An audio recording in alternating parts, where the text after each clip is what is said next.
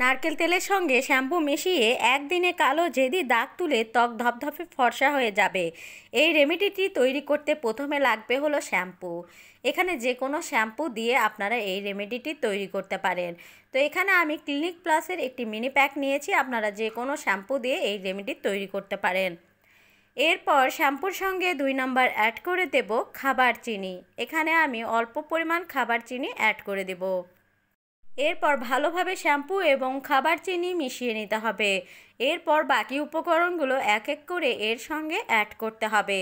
মেশানোর পর এখানে আমি 3 নম্বর যেটি অ্যাড করব সেটিও ত্বকের দাগছোপ দূর করতে খুব সহায়তা করে।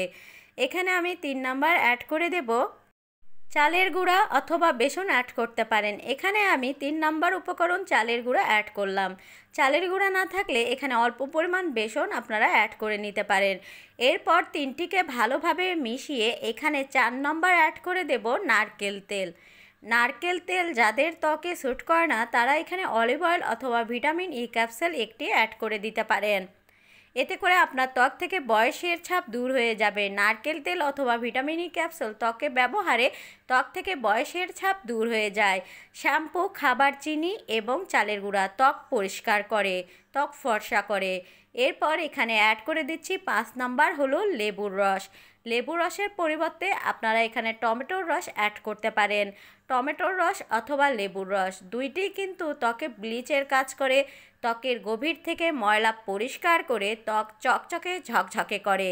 শ্যাম্পু, খাবার চিনি, চালের গুঁড়া, নারকেল তেল এবং অল্প পরিমাণ লেবুর রস। এরপর ভালোভাবে এটিকে মিশিয়ে নিতে হবে। নারী পুরুষ সকলেই কিন্তু এই রেমেডিটি ব্যবহার করে একদিনে কালো জেদি দাগ তুলে ত্বক ধপধপে ফর্সা উজ্জ্বল করতে পারেন। এটি আপনাদের সুবিধা মতো যে কোনো এক সময় ত্বকে ব্যবহার করবেন। মাত্র 10 মিনিট 10 মিনিট ত্বকে রাখার পর শুধুমাত্র পানি দিয়ে আপনারা ত্বক ক্লিন করে নেবেন।